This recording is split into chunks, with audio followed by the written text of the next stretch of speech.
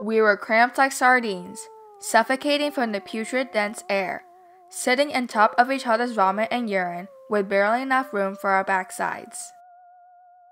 4 years after the Vietnam War ended, millions of Vietnamese people fled the country to escape poverty and repression. They risked death to seek freedom in the United States. These refugees, also known as boat people, crossed the vast ocean, endangering their lives and those of their loved ones. Economic and political conflicts within Vietnam, along with the fact that Southeast Asian countries were unwilling to accept any more boat people, caused an international crisis. The sudden influx of Vietnamese boat people led the United States and Vietnam to compromise with the creation of the Orderly Departure Program of 1980, thus functioning as the most effective procedure in resettling and providing refugees a new beginning within the United States.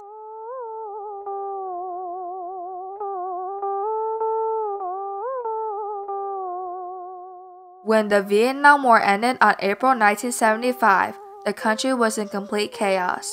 Millions were unemployed, starving, and hundreds of thousands who supported South Vietnam were sent to re-education or prison camps. Vietnam's economy was devastated due to the destruction left by the war, and that destruction negatively affected the country for years.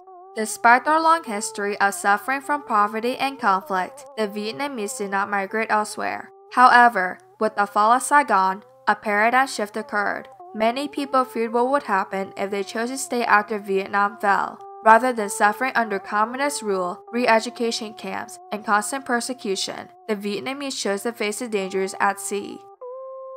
Everybody knew, boat or walk, when you escape, you use your life to bet.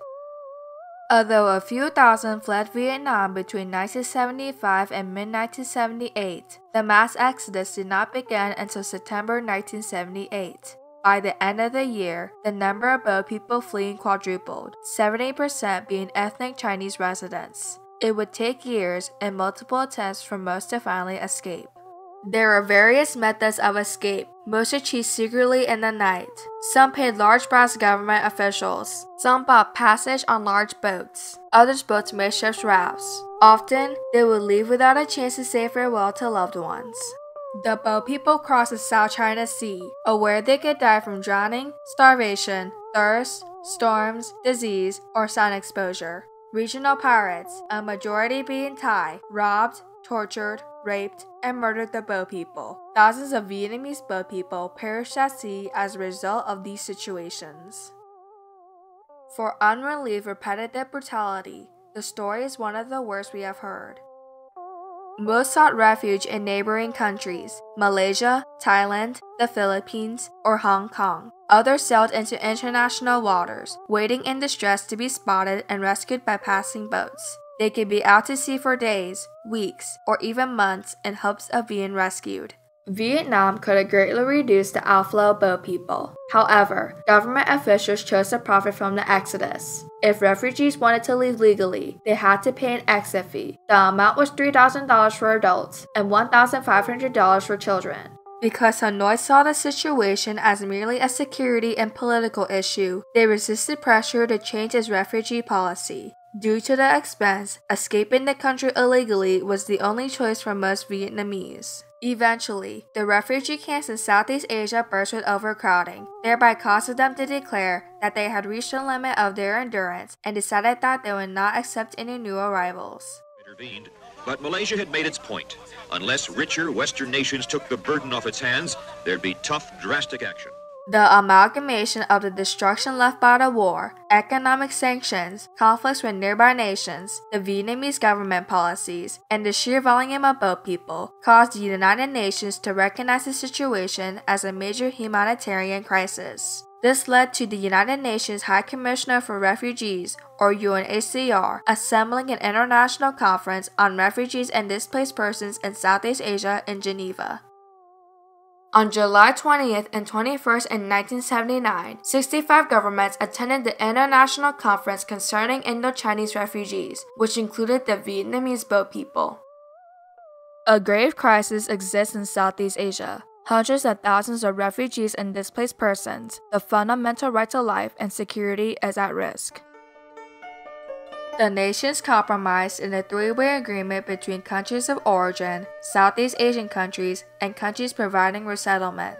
Vietnam agreed to promote orderly and direct departures, while also preventing clandestine departures by placing heavy penalties. Southeast Asian countries agreed to accommodate and process refugees, and the rest of the nations, including the United States, agreed to let them resettle in their countries. This compromise would be executed by creating the Orderly Departure Program, or ODP, which would be under auspices of the UNHCR. The program's U.S. office was established in January 1980.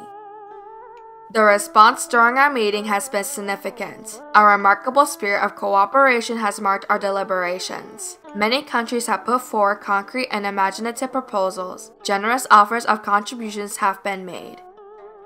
If approved, the program enabled the Vietnamese to leave without facing the dangers of becoming a po person, while also permitting immigration to the United States and other developed countries. Refugees were first required to return to Vietnam to determine eligibility for the program.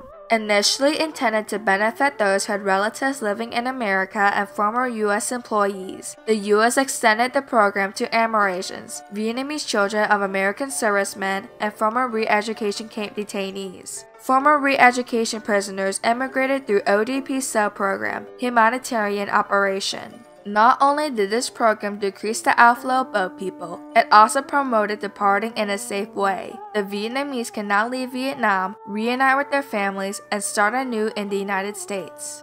Although the Orderly Departure Program did end the worst of the crisis for the next decade, there are still people who lived in current refugee camps or left Vietnam and died at sea. In 1987 to 1988, the number of boat people leaving Vietnam surged, this time mostly for economic reasons.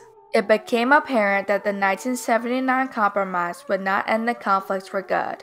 On June 1989, a second conference was held, creating another compromise with a comprehensive plan of action. They provided the plan for determining refugee status with international standards and sent home those not found to be refugees. While it is true that most Vietnamese lives improved, it was difficult to make a new start in America. It was more difficult to find work, and the jobs would often not be the equivalent to their previous positions. They also had to adjust quickly to the new environment. Most did not speak English. With a language barrier, employment issues, and cultural differences, this caused mental health problems among some refugees. It was a huge transformation. Not a thing was similar. I did not know much English, and there was a lot of racism. It was a very tough time for a teenager to deal with. ODP registration ended on September 1994. Camps closed in Southeast Asia, forcing refugees to return to Vietnam. At this time, the Vietnamese government was willing to receive, process, and resettle the returnees. Despite the negatives, countless lives were saved due to the Orderly Departure Program. In the end, the Vietnamese were able to adapt well and surpass the initial challenges they faced. Although only about 50% received education and 50% were English proficient, they were able to gain greater earning potential and live a happy life. As the Vietnamese assimilated into America, they became productive and contributing members of society.